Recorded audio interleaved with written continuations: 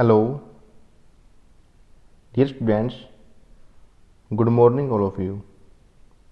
तो स्टूडेंट्स, हम class 9th में चैप्टर 8 मोशन पढ़ रही हैं।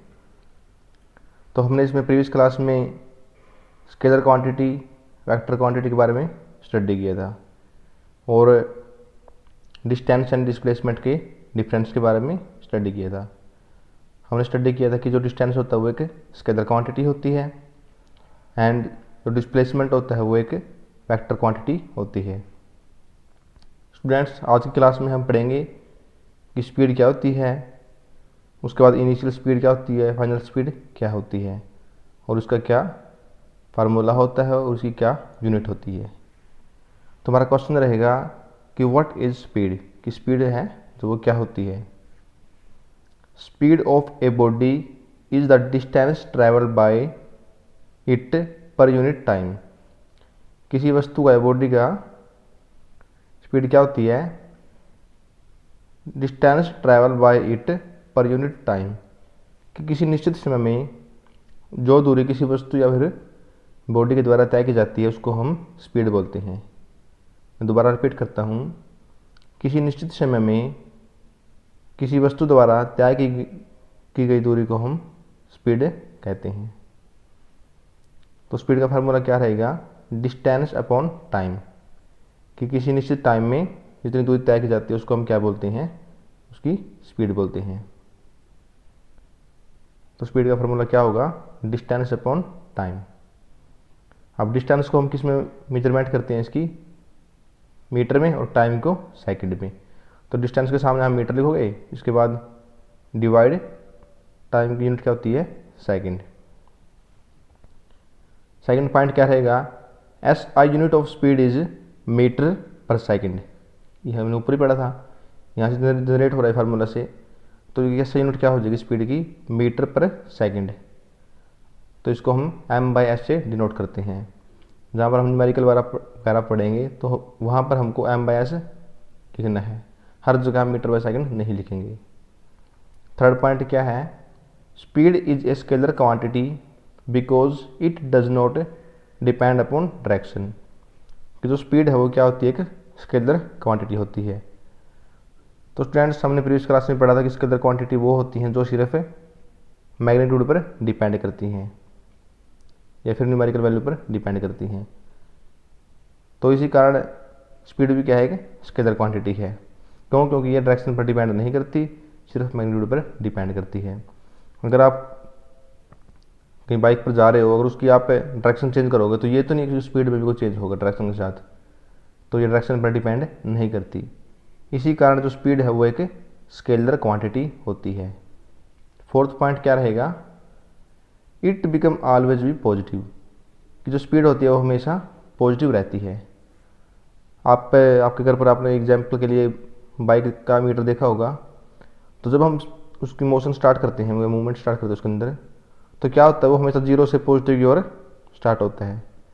तो जो स्पीड होती है वो कभी भी नेगेटिव नहीं होती। क्यों? क्योंकि एक स्केलर क्वांटिटी है ये। अगर ये वेक्टर क्वांटिटी होती तो ये नेगेटिव भी हो सकती थी। तो स्केलर क्वांटिटी है, इसीलिए ये एक हमेशा पॉजिटिव रहेगी इसकी वैल्यू। उसके बाद हम पढ़ेंगे इनिशियल स्पीड क्या होती है और फाइनल स्पीड क्या होती है। तो पहले पढ़ते हैं इनिशियल स्पीड।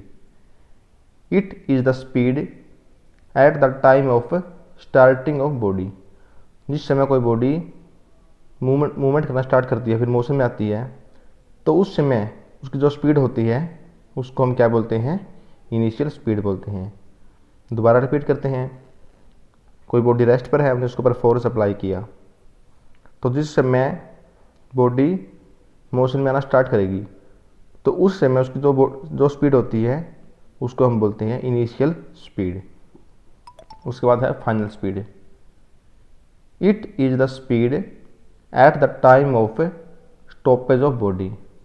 कोई बॉडी मोशन में चल रही है, तो जिस समय बिल्कुल रेस्ट में आने से पहले जो उसकी स्पीड होती है उसको हम बोलते हैं फाइनल स्पीड।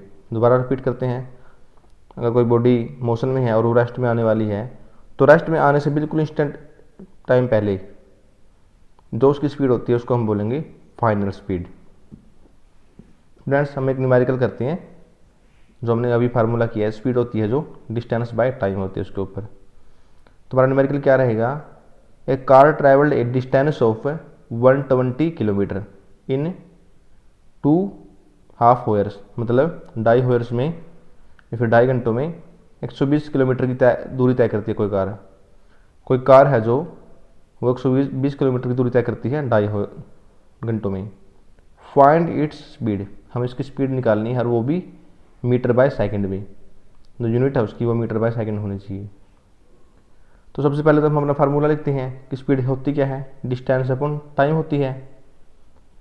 अब डिस्टेंस क्या दे रखी है इन्होंने, 120 किलोमीटर दे रखी है, लेकिन हमने तो जो स्पीड निकालनी है वो मीटर बाय सेकंड में निकालनी है।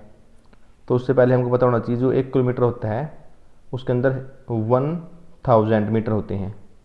कितने, 1000। तो इसको मीटर में कन्वर्ट करने के लिए 120 किलोमीटर को मीटर में कन्वर्ट करने के लिए हम 1000 से मल्टीप्लाई कर देते हैं ऊपर। तो 120 इंटू 1000 तो हो गया डिस्टेंस मीटर में, हमने यहाँ डिस्टेंस की वैल्यू पुट की है। उसके बाद डिवाइड बाय टाइम। अब टाइम 2.5 आवर होता है, तो इसको हम फ्रैक्शन में किस तरह चेंज करते हैं, 2 2 ज़ा 4 प्लस 1 5, तो 5/2, 2 से 2 की मल्टीप्लाई करके 4 और प्लस का 1 5, 5/2 इस तरह से हम इसको लिखते हैं। तो 5/2 हॉर्स हमारे पास हो गई। तो एक हॉर्स में 3600 सेकंड होती हैं, तो हमको जो निकालना है स्पीड वो मीटर बाय सेकंड में निकालना है।